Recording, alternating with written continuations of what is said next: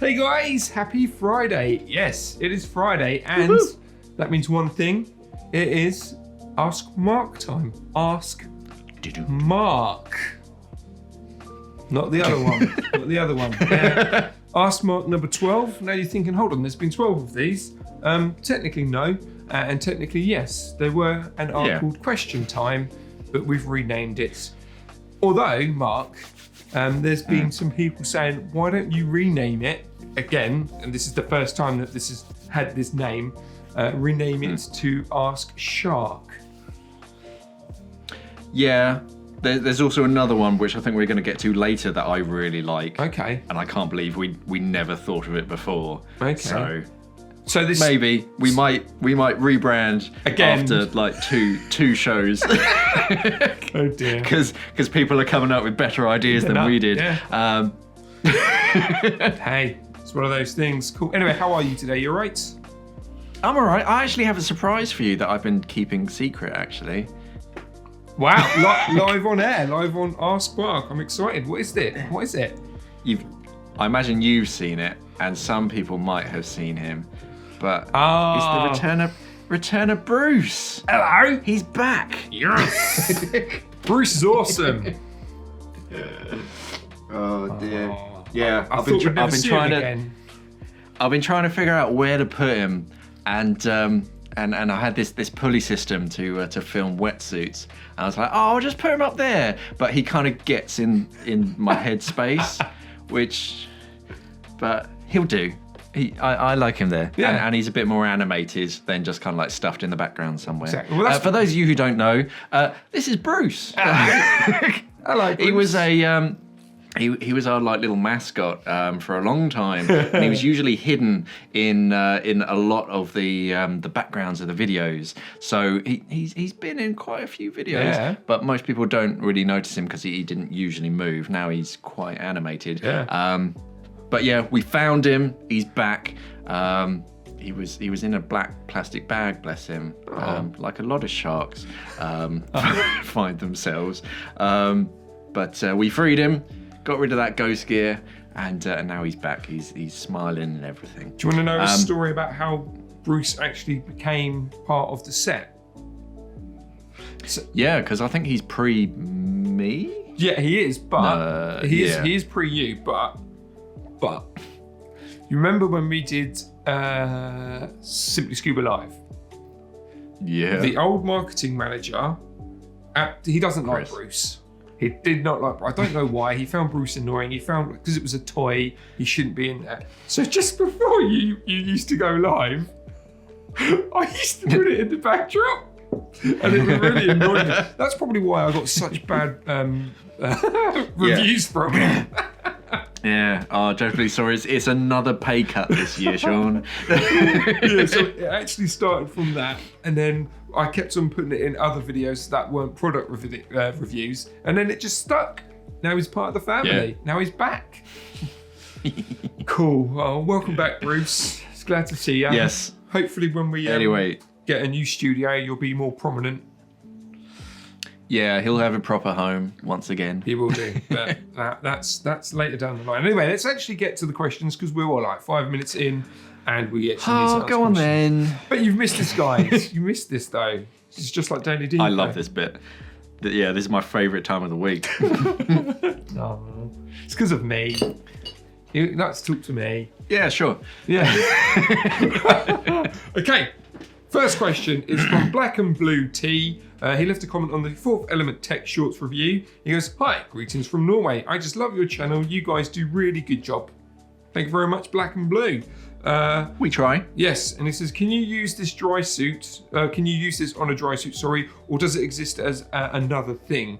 I have a dry suit without pockets, and I use a Wingstyle BCD, so I have no pockets either. And keep up the good work, guys. So yeah, can he wear these tech shorts on his dry suit, Mark? It kind of depends on your size because tech shorts are primarily designed to go over wetsuits, which tend to go up to like 5mm. You could probably fit them over 7mm, but for a dry suit, as long as you can get a size that goes over your undersuit and your dry suit and you, then yeah, there's no reason why not.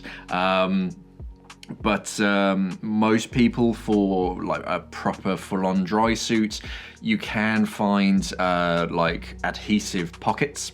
So you actually buy the pocket and then you sort of literally stick it onto your thigh. And it's okay. It's not the best way of doing it. The very best way would be to physically stitch it, but then of course the stitching is going to let water in, so you're going to have to glue it and tape that seam on the inside. So that's probably the best way to get pockets onto your dry suit, but there's a lot of failure points there if you don't do something right, and once they're on there, boom, they are on there. Tech shorts, yeah, they do give you that flexibility, but you'll probably have to go up like a few sizes. So it's almost best to literally try them on over your undersuit and your dry suit, just to make sure that they fit properly. And when you're putting stuff in them, make sure you're not sort of overloading them too much, because if you put too much heavy stuff in your pockets, it's going to naturally try and pull your shorts down, basically. The Fourth Element, the Fourth Element Tech shorts, they do have a grippy sort of neoprene on the inside, and a belt as well, but yeah, try not to overload them too much. So you've got two options really. You can either like stick an actual dedicated pocket onto your dry suit, stitch it if you have the know-how onto taping the inside of your suit, or tech shorts if you can find them that get big enough. The Fourth Element Tech shorts, they do go up to like 2XL, but that's not huge. I think myself, just in like board shorts, I think I wear like a extra large. So yeah, you might struggle to get those over a dry suit. It's very good to know. What you could do with the pockets, like I always say, mate, blue tack, cable ties. Bit of duct tape. You're right. Well, a pair of suspenders. Well, maybe then we need to get to our marketing and our development team, and we need to come up with dry suit shorts. A gap in the market. Yeah. Excellent. Anyway, I hope that helps. Again, if you dry suit dive and your dry suit doesn't have any pockets, if you have any tips or tricks, let us know in the comments. The more we can help out, the better. I mean, some manufacturers, they do make like holster style pockets where you have like a clip to a D-ring on your BCD, and then you have like a clip that goes around your leg, and then that attaches onto the pocket. So that's a less permanent method. But it just means you've got more like clippy bits, and if you have to get out your BCD, you have to remember to undo that as well. Yeah, exactly. Just more stuff. Cool. Right. So question 2, it's from a question time / ask Mark. He's a regular.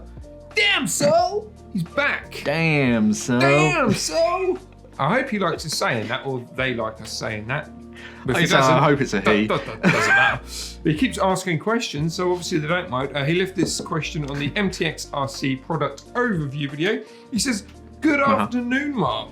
I guess. Yeah, well, technically when this video goes out, it is afternoon, so that still does apply. Yes. He goes, hope everything is well. I'd like to know how so far, a scuba diver... Sorry, you saying something? Were you saying something? I said so far so good. He said hopefully everything is well, and I said so far so good. Sorry, there is a bit of a delay now and again. A lag. Yeah, a bit of. What do you call me? Anyway, he says, I'd like to know how a scuba diver can adapt to dirty close near visibility underwater and will maintain calm and collective mind, not panicking. Is it a lot to do with practice or dry suit or comfort, or are there other bits and pieces to develop? So yeah. How can he develop his skills in low visibility diving, Mark? A lot of it's your kind of your mindset and trust in your gear and your instruments. I think some people are kind of born with it, and they just never see it as an issue. It's more of a challenge. But as long as you can kind of switch off, because I mean, touch wood, I've never had an issue of going, oh my goodness, I can't see everything. It's never really been a big issue for me. But if you do sort of suffer from that, and it's almost claustrophobia because you can't sort of see things around you, but as long as you can see your instruments, and as long as you do have a point of reference, I find is always quite useful. When I used to teach in poor visibility, I'd used to shine my torch backwards because I'd be leading the dive, and then my students would be able to see my torch beam and then know exactly where I was, just to give them a point of reference. So whenever I dive in poor visibility, I always have a torch on, not necessarily so that I can see, but so that other people can see me. But as far as staying relaxed, yeah, just remember your training. Your gear is going to look after you. You can always breathe. You can always see how deep you are. You can always see how much gas you have left. If you do get separated from your buddy, then you know exactly what to do. Look around and then surface.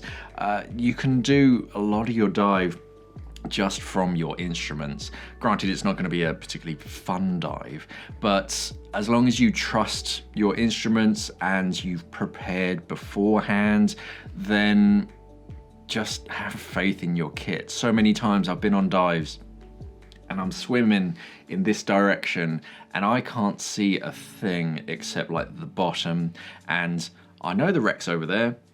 It's in my it's in my mind's eye. I know it's over there. I just sort of keep going and like use everything that you can. So if I know that this shipwreck, it's at 12 meters depth and it's at this particular compass reading from where I was, then as long as I look at the look at my gauges, I'm at 12 meters, I'm heading in this direction, I'm gonna bump into it. There's no way that I can avoid it. So yeah, a lot of the times I'm just swimming, I can't see what's happening, and then all of a sudden this wreck just comes out of the gloom, and it's quite reassuring, and it gives you that sort of it's a little boost on the inside, because you can see this dark shape kind of come in and you're like, that's going to be the shipwreck because it's about exactly where I had it in my mind. And then as soon as you kind of see it, you're like, yeah, I'm amazing. I know how to read a map. I know how to read my gauges, and yeah, just as long as you trust your equipment, you'll be fine.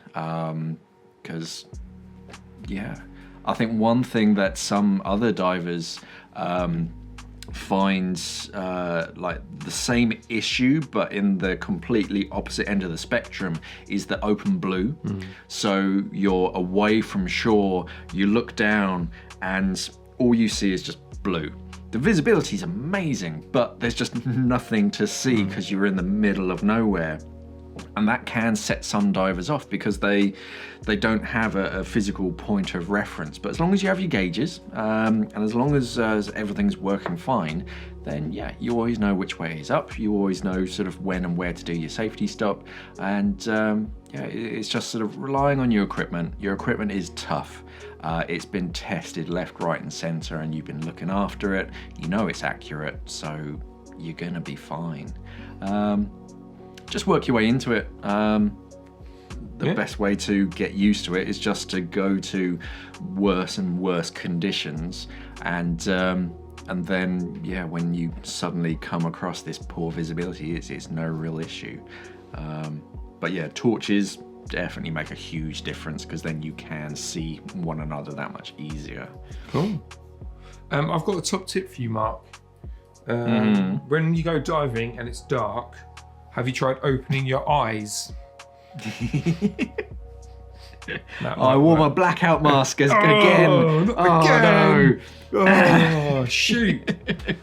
Cool. I hope that helps you out, damn soul. And again, any other tips that you guys have when it comes to low-vis diving and how you keep calm? Do you do yoga? Do you meditate?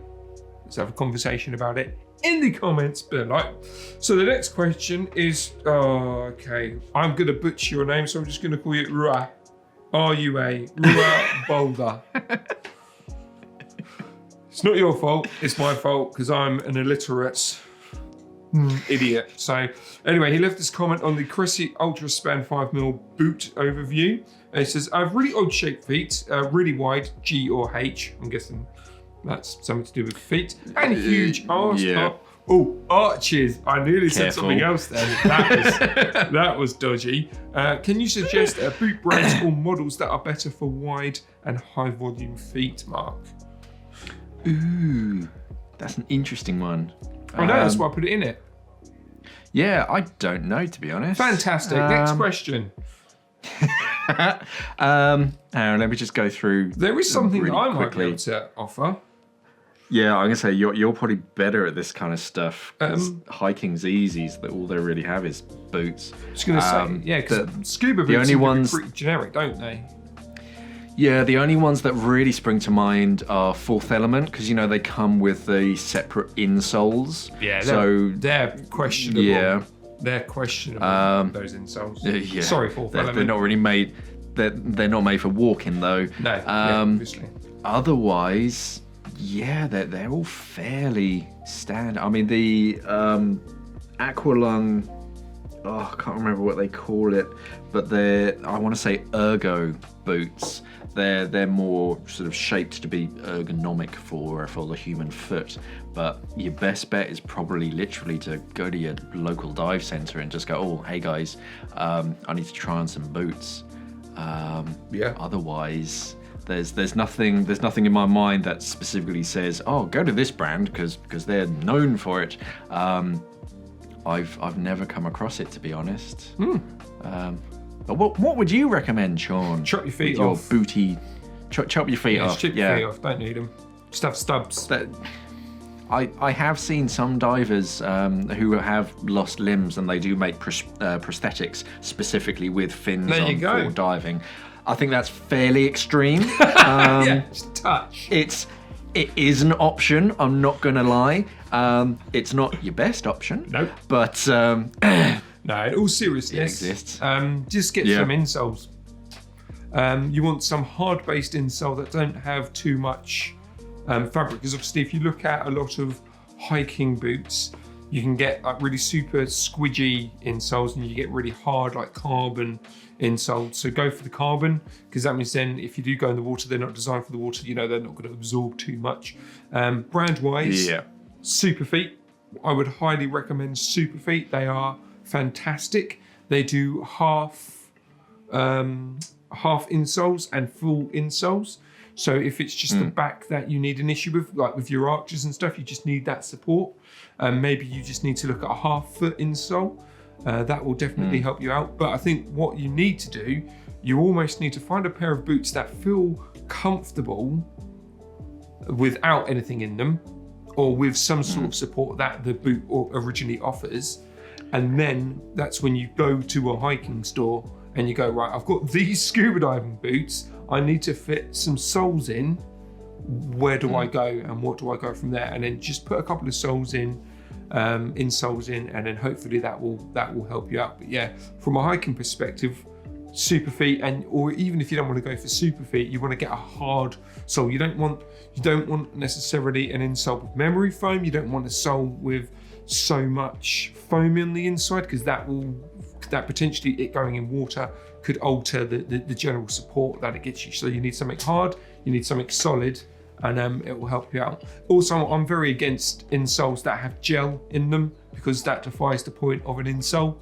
The whole point of an insole is to offer you support, and it's meant to build up your natural tissues on the base of your foot so it's more comfortable. Whereas in something with a gel or a really soft foam on the inside of your boot, it won't build that up as well. So yeah, there you go. Hope that helps out. Anything else, Mark? Are you doing some research or anything? No, I was playing with my little origami shark. I'm so glad I interested you on that. It's all right. It'll all get cut in the final edit. No, Don't worry right. about This it. is. I only cut the beginning and the end. Where we have a constant 5 minutes of us swearing just to get prepared.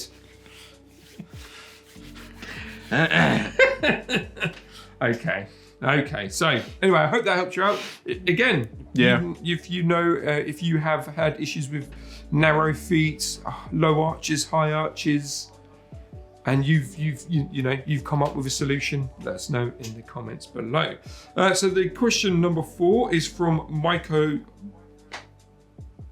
Nikolaj. No, That's for your Nikolaj. Nikolaj.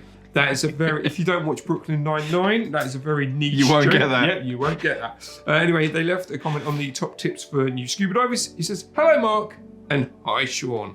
Sup, dude. I would like to ask you about your opinion on about Hollis equipment, especially the DCX first stage and the 200LX second as a regulator set. This is what I bought for our cold Polish waters, but it's supposed to be a great regulator for these conditions. However, it froze underwater 3 times recently. I'm taking as he's taking his first breath, which is pretty scary underwater. Anyway, thanks for your videos and sorry for the long question. Don't worry, it was not a long question at all. We've had a lot longer. Yeah. A lot longer. So anyway, Yeah. Mark, over to you. No, that's fine. Yeah, Hollis. So the DCX is basically one of those. This is the older version. I can't remember what they called this version, but it's a 5-port swivel turret. It's a lot like the Apex DST. They are cold water rated. It's tough when he says, however, it froze underwater, because that can mean a range of things. The first thing, if it froze underwater from a technical sort of aspect, that means that ice has formed over this section of the first stage, which I find very unlikely unless you're literally purging the second stage, which you shouldn't do, especially in cold water, because that's what the regulators are physically tested for. That's what ANSI testing is all about. If it's like free flowing, that's quite common, especially on the surface. And all that really means is that you might need to just take your regulators to your local dive centers to just adjust them for colder waters, because they'll just need a little tweak just to change the cracking pressure and the interstage pressure, just so that they're less likely to free flow. When you're getting into the water, make sure the mouthpiece is down on your second stages. As soon as, because if you put your second stage in, so you can see it, with the mouthpiece up, if you do it like that and then go down, then the water is going to touch that membrane on the front, and then it's almost as if you're pushing that front cover, so they're just going to free flow. So when you first get in, mouthpiece is down, you're going to have your primary in your mouth, but your octo, it's almost good to literally hold onto your octo, keep the mouthpiece facing downwards, and that way, yeah, when you hit the water, it's far less likely to free flow. If they do free flow, crimp the hose or turn the tank off if you can reach it. But beforehand, make sure the Venturi is sort of switched into the activated position to interrupt free flows, and dial in any sort of breathing adjustment knobs just to make it as hard as possible for that valve to open. Other than that, there's not a great deal that you can do. They should, DCX and 200LX should do cold water fairly fine. So it might just be that they do need to be just tweaked a little bit to make sure that they are sort of set up for colder diving. So just go to your local dive center, have a chat with them, see if they can just sort of tweak the regulators just to make them better suited for colder waters, so they're less likely to free flow. Cool. Hope that helps you out. Yeah, that makes a lot more sense, doesn't it? Go to your local dive centre, talk to them. I think that's what he means, is that they just free flow quite readily. And yeah, that just usually means that your second stage and maybe your first stage just need to be adjusted just a little bit, so they're better suited for cold water diving. Cool. Hope that helps you out. Any other tricks and tips? Again, comments below. Next question is from Darren. He left this question on the MTXRC product overview. He goes, what's the difference between this one and the video of the same video that we did 4 years ago, Mark? Nice, simple. What's the difference? Well, no, the difference is, and you haven't even noticed it, is that the 4-year-old video is on the Apex MTX-R regulator. Whereas this one is I knew that. Yeah. on the MTX-RC. So what's the difference then between the R and the RC? So if we... So years and years ago, before they existed, Apex had the MTX regulator, which was a military-only regulator. You can find images around. It's like matte black, but that's a military spec regulator. They wanted something idiot-proof, for lack of a better word, something without like twiddly bits, something really tough and robust, something that was very unlikely to break. It could go anywhere, and Apex just made this brute of a regulator. And then I presume someone in their like R&D department were like, why don't we just make a recreational version of this? Because it's a great regulator. So they're like, oh yeah, go on then. So they made the white version, which was the MTX-R for recreational. And divers loved it. It was tough as nails, great for cold water diving. But one of the main complaints was that it's set up quite stiff. So if you go from a really light traveling regulator and you breathe from that and you go straight over to the MTX-R, then it'll be quite a sort of work to open that valve. It's not hard work, it's just harder. Similar to the previous question in that you want it set up a bit harder for colder waters. That's kind of how they were set up. And they had the NEDU, which was the Navy Experimental Diving Unit's accreditation on the MTX-R because, yeah, it could go in like cold waters and it wasn't adjustable. A lot of people said, oh, I don't really like that. I find it a really stiff breathe. I prefer my XTXs or whatever it was. So Apex came out with the MTX-RC, which is the newest version. The MTX-RC is effectively the same. It's a slightly different color. Instead of white, it's like a gunmetal gray, but it has a twiddly knob on one side. The only adjustment that you had on the MTX-R was it had a Venturi lever. Pretty simple. The MTX-RC has a breathing adjustment knob, which means that it loses its NEDU accreditation, but whatever. And you can adjust it, so you can make it a little bit lighter if you're diving somewhere where it's not sub-zero freezing waters, or you can dial it all the way in for really cold water diving. That's the main differences. So yeah, the color and that breathing adjustment knob. Cool. There we go. Awesome. That's good to know. So next question is from, I'm just going to say Wes. Go on, Mark. Suez left this comment on the channel update and some news. Daily Decode. Do you remember that Daily Decode? Yeah, that's years ago. A while ago. Anyway, he says, excited for the changes, lads. That's good to hear.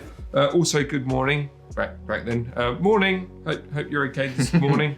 It'll be nice to have the older styles back. Thank you very much. Glad that you're excited for those. Or they've been running now for the past couple of days. Hope you guys are enjoying daily. Yeah, doesn't matter if you don't like them. That's cool. But as of recording, all seems to be going very well. In fact, they seem to be more popular than the Daily Decodes, which is well, that's what we always plan because they're a lot shorter. So yeah. Exactly. Anyway, right. So this is technically Mark. This actually is questioned. It's kind of aimed at me, which is awesome. So thanks. Anyway, this is also that's why I picked it. I'm joking. Does Sean have his own project with hiking/mountaineering, or is he just trying to stick to the sea level crowd?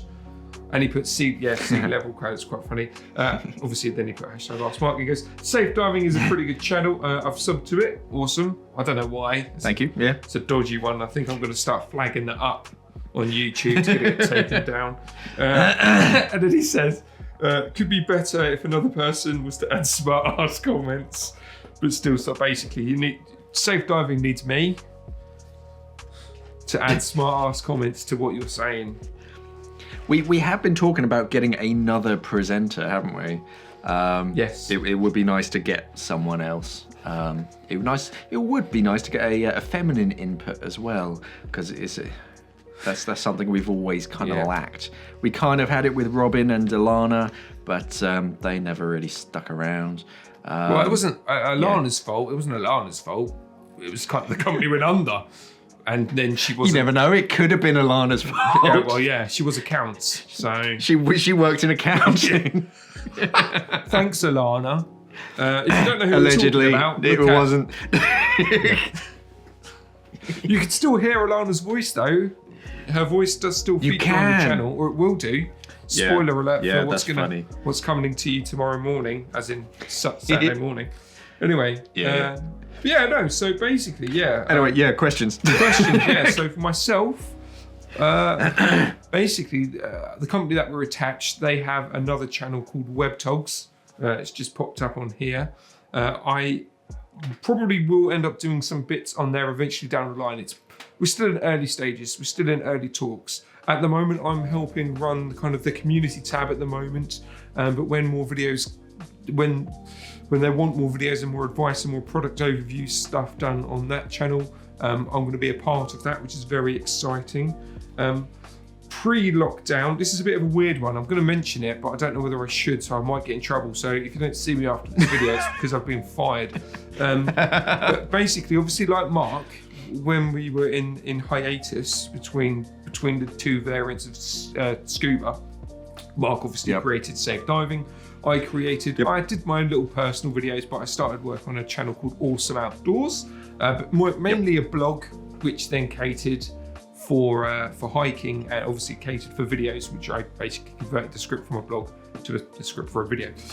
Very cheekily of me. But when I got this job, they looked at, so obviously Safe Diving, not that Mark can do it, it was one of those things, there's no point in doing two of them.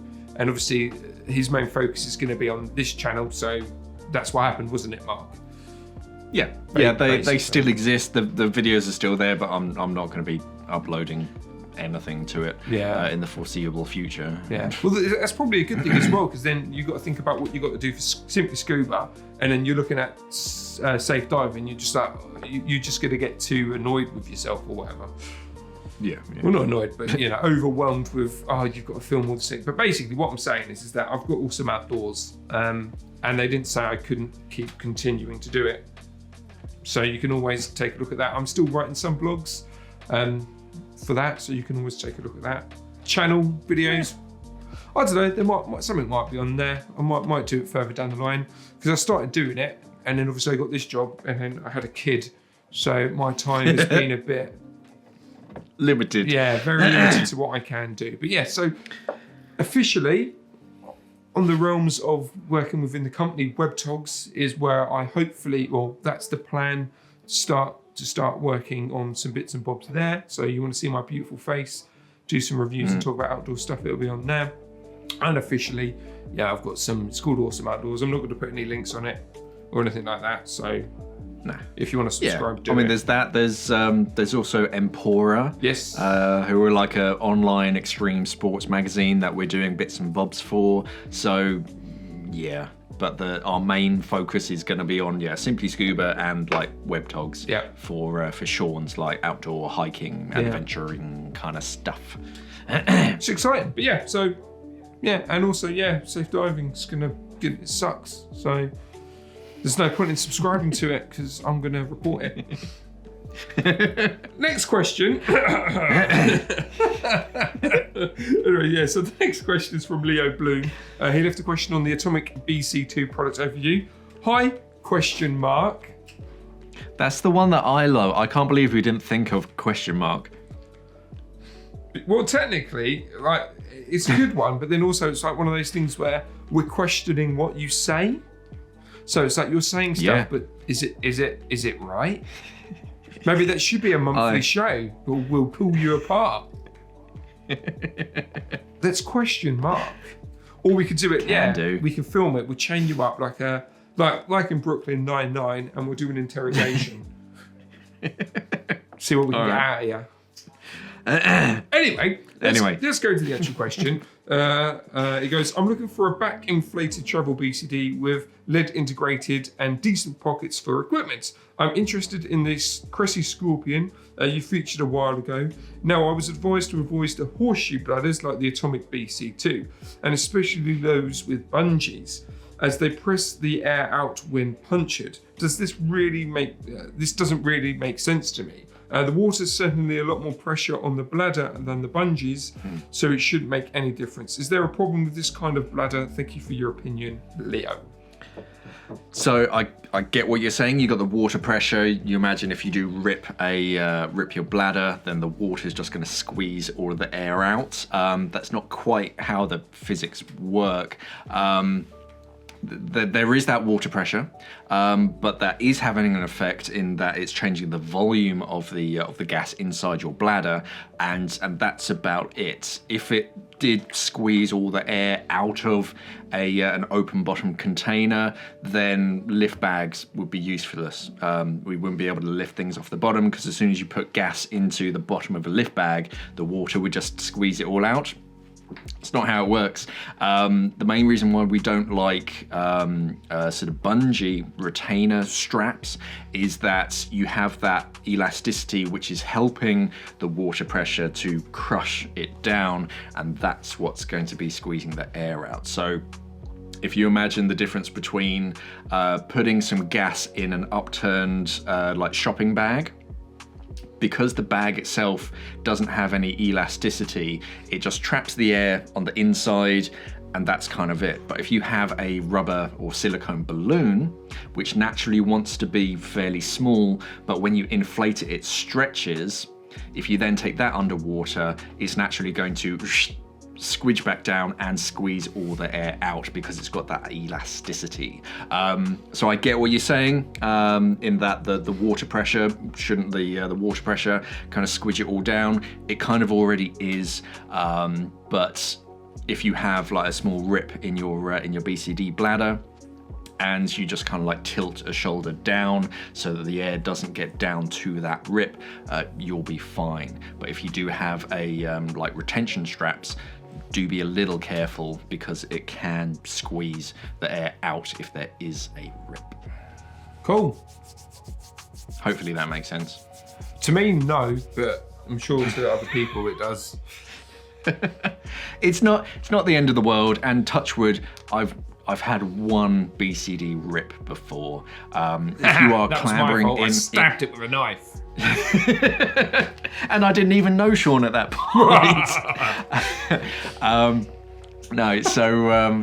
Yeah, if you are clambering in and out of like rusty shipwrecks that have really sharp edges, or if you're in sort of sharp rocky outcroppings, then yeah, do be especially careful. But for most like reef diving, it won't be an issue. Those bungees are actually going to keep your wing a bit neater, kind of hold it a bit close to your body so it's not just flapping around when it's not fully inflated. So yeah, it's not the end of the world. If you want to go seriously like DIR failure points, then yeah, it's a bit of an issue. Horseshoes, yeah, I'm not a huge fan of horseshoes, because yeah, you can get gas trapped in one side.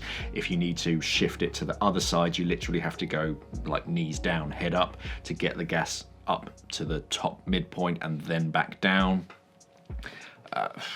It'll do the job, but yeah, it's just a consideration. You don't want to be swimming lopsided. Cool. All right. So normally this would be the last question, but we do have a bonus question for you. I'm going to say, Mark, we quite often have bonus questions. Yeah, I don't know why I'd stick to 8. It's just nice to have a bonus question. We are time sensitive, Mark, and that's all I'm going to say before you answer this question. All right. It's from Cheesy Pops. Hello, Cheesy Pops. Cheesy Pops. Left this on question time number 11. God, question time. Do you remember when we used to do that? That show's well old. Yeah. Yeah. Damn. Anyway, they say, hi Mark and Sean. Mark, what's your funniest moment whilst teaching scuba? That's That's why I said time sensitive, because I know that you time sensitive. So the one that springs to mind was I think I was a humble dive master, and or I was an instructor. Either way, I wasn't the instructor on this course. I was just helping out. It was a advanced open water, and they were doing their DPV, the sea scooter things, and the plan was we'd head down. There was a wooden platform at about 7 meters. They're all qualified divers. They're doing their advanced, so we'd all go down, make sure everything's sort of right and ready, and then we'd sort of go off. The instructor would lead the way, first buddy pair, second buddy pair, and then myself at the back. And we all had sea scooters, and we all get down to this like 7 meter platform, and then the instructor turns to everyone, all right? Okay, let's go. And the instructor goes off with the DPV. The first buddy pair, they follow him along, and then one of the next buddy pair follows. His buddy, he hasn't adjusted his buoyancy, so he's super negatively buoyant, and he wasn't kneeling, he was stood up on this wooden platform with this DPV in his hands. It was one of the two-hand DPVs, and I'm just like hanging out behind him, and he's just revving this thing, just and of course it hasn't got enough oomph to pull him without adjusting his buoyancy, and he's just holding on to it, not going anywhere, but just not going anywhere. And I just like cruise up to him, and I just sort of show him my inflator, and just like, oh, let's just get neutrally buoyant. He's like, oh, okay. He gets neutrally buoyant, and then off he goes. Oh, bless him. That was funny. Another one that had me laughing out loud was there was a student. He was a like 16-year-old kid who thought he thought he was bulletproof. But when you're that kind of guy, you just draw unwanted attention to yourself. So we did all sorts of pranks on him.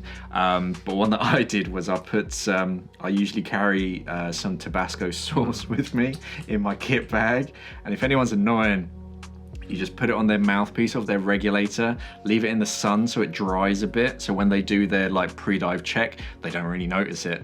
And then he jumps in the water. I didn't do it to his octo, so he could he'd always have something to breathe from, obviously. And he was fully qualified at this point as well. And he jumped in, and and then on the dive, like sort of after the first sort of few minutes, came streaming up to me, and I was like, "You're okay." Oh, is your mouth a bit? I didn't put that much on, but it was enough to be sort of hot and spicy. And then for the second dive, I went downstairs. He was fine, obviously, and he's dead now. Rest in peace. I told the dive guide, I told everyone else, so that at least they were aware, and he was perfectly safe.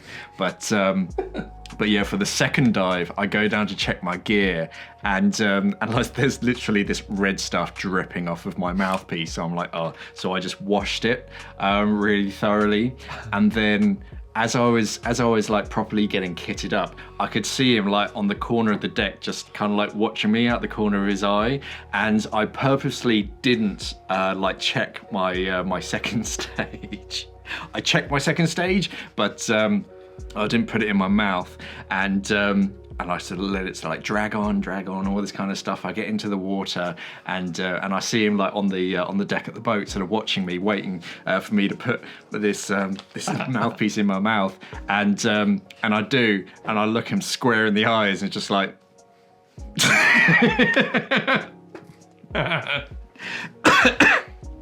Oh, that's why you don't dive anymore. You got caught.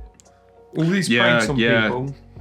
Yeah, the scuba police, they threw me in scuba jail. For that. Bless you. Cool, man. That's a fun story. Yeah.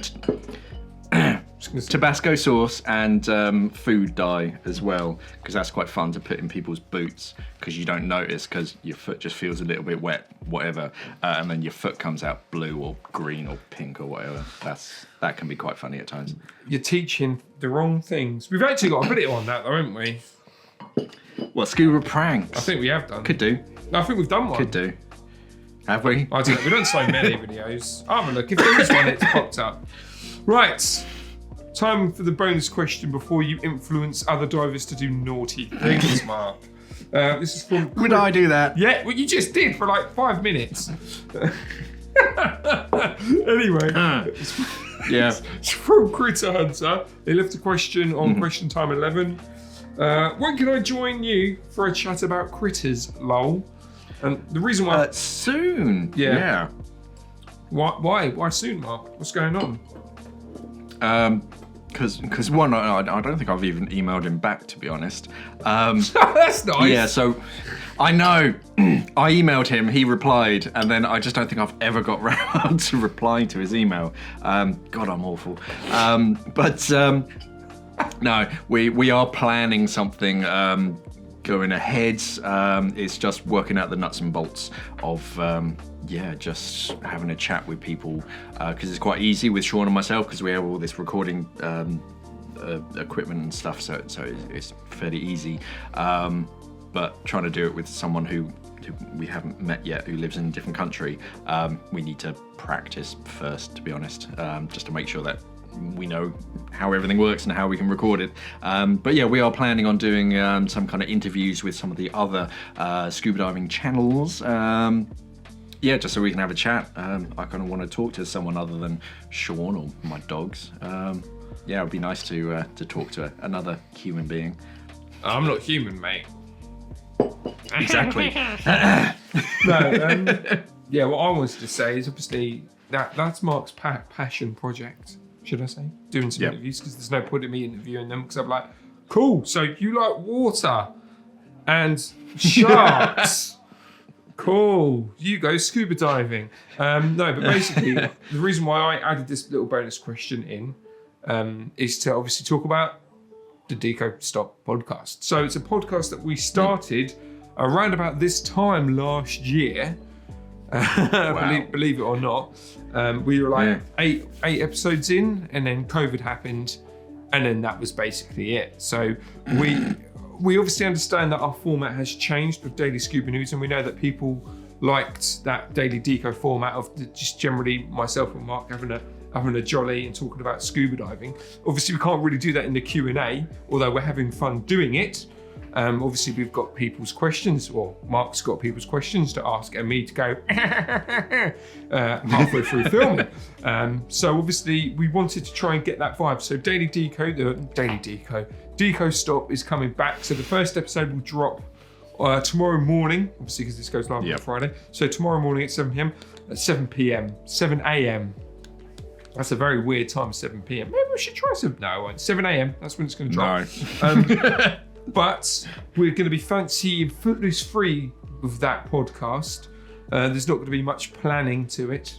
We've got a rough structure of how things are going to be. But those interviews are going to be about, or hopefully once obviously we've got them in the bag, once we've, like Mark said, once we've sorted out all the technical side of things, that's where those interviews will eventually appear. So they'll be on the podcast, but obviously the podcast itself does also go live on YouTube. So that's something to look forward to. And even though I'm going to mention this when we film the podcast, it's a podcast, people. So if you're watching the podcast on YouTube and you start complaining that there's no images, it's because it's a podcast. Because obviously when we started doing Daily Deco, and obviously we're talking about the news, people are like, I'd like to see the pictures. I'm like, right, well, it's kind of more of a podcast and just a general conversation. Yeah. It's not like a Daily Scuba News thing. So there won't be anything like that. It's literally a straight conversation between Mark and myself and talking about scuba diving. But yeah, I'm excited to do the interviews. I think that's going to be good. It's going to be nice to reach out and have other creators via YouTube and industry people. So it's not necessarily going to be, we're not necessarily just going to interview, like your Divers Ready, Girls That Scuba, Scuba Diver Magazine, Critter Hunter, all those types. Yep. It's not just going to be those. It's going to be people from the brands, hopefully, that we can interview as well. But like I said, that's your baby, isn't it, Mark? You know the people. There's no point in me talking to I them, know people. I have contacts. But yeah. So there we go, guys. That is Ask Mark, number 12, done and dusted. Stay tuned for Question mark? question mark. No, we're not renaming it question mark. If Question anything, shark? it's going to be called Ask Shark or Question Shark. Hashtag question shark. If I keep getting, You know what we should do is What? let the people decide. I'm Do not- some kind of poll again. Oh, look, I've just created the intro for this show again. I don't want to have to do it again. Then you're well suited for creating another one. Oh, look, it's going to take me at least a minute to change Mark to Shark. I don't have the effort. Yeah. No. In all seriousness, though, if there are more questions thrown at me where it's kind of a bit hikey, or the questions that are scuba related kind of merge into what I know, because that's actually happening a lot more, isn't it, Mark? There's a lot more occurrence where I can chip in, some hiking side of things. Yeah. pretty cool. Yeah, you do know some things. Some things. I don't. I just make it all up. I never leave the house. What's hiking? Everything that Sean says, it has little asterisks next to it. And in real life, there's a little man that follows me around.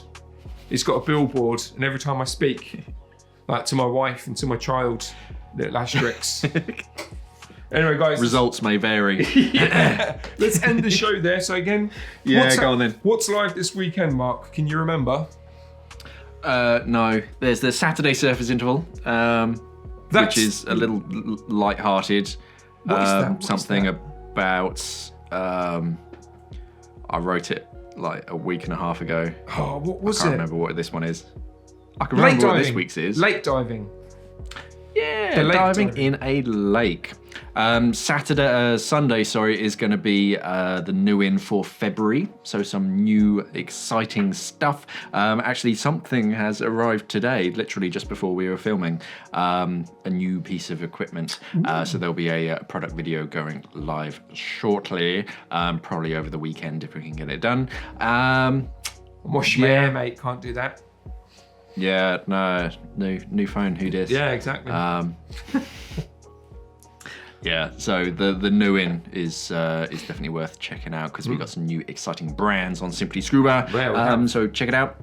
Yeah, stay subscribed to the channel because that's what we we need. We need you subscribers. Click on that little red button. It's free. Do it. We only upload like once, maybe twice, maybe 3 times a day. We don't tend to pester you that much. As Sean says, if you do have any questions, pop them down in the comments below. If you use the hashtag AskMark, it just makes it a lot easier for us to find them.